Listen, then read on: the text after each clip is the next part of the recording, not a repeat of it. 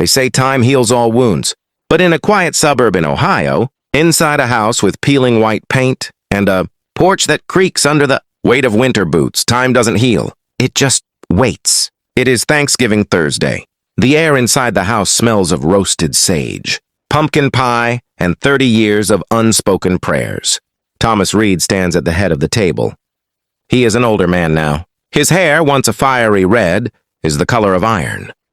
He moves with a slow, deliberate rhythm. He places the first plate for Martha, his wife. He places the second for Sarah, his daughter. He places the third for himself. And then there is a pause. A silence that is louder than the football game playing on the TV in the other room. Thomas reaches into the china cabinet and pulls out the fourth plate. It has a small chip on the rim. He places it gently on the empty placemat. He adjusts the fork and knife with military precision. No one speaks. No one helps him. This is his duty. This is his watch. To understand the chair, you have to understand the man who isn't sitting in it. David, Thomas's younger brother. The wild one. The one who could charm a traffic. Cop out of a ticket and make a stone statue smile. It was 1990. Operation Desert Storm was on every news channel. David didn't have to go. He had a scholarship. He had a girl waiting for him at the diner down the street. But David said, "Tommy, someone's got to watch the flank." The night before he deployed, it was Thanksgiving. Just like today, I can still see the way David hugged Thomas by the door. He pointed to his chair at the table, that same wooden chair. He looked Thomas in the eye and said, "Save my seat. Don't let Uncle Jerry take it. I'm coming back for seconds. I promise." Promise. 2 words that weigh more than the world. Thomas told him he'd guard that chair with his life. David wrote letters for 3 months. He talked about the heat, the sand that got into everything, and how much he missed home cooking. And then the letters stopped. A telegram came instead, followed by a sedan with government plates, followed by a folded flag. The world moved on. The war ended. Parades were thrown. Medals video created by Subadi Wamemrock. I promise. 2 words that weigh were given. But Thomas never got the closure the rest of the world did. To him, a promise is a contract written in blood. He simply refused to believe the chair was empty forever. 10 years went by, then 20, now 30. People whispered, "Of course." Neighbors would come over for potlucks and ask, "Why the extra setting, Tom? You expecting a guest?"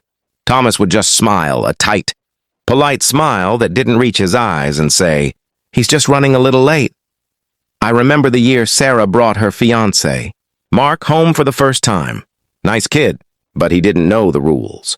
He walked right up to the 4th chair, grabbed the backrest, and started to pull it out to sit down. The room went so quiet you could hear a pin drop. Thomas didn't yell. He didn't get angry.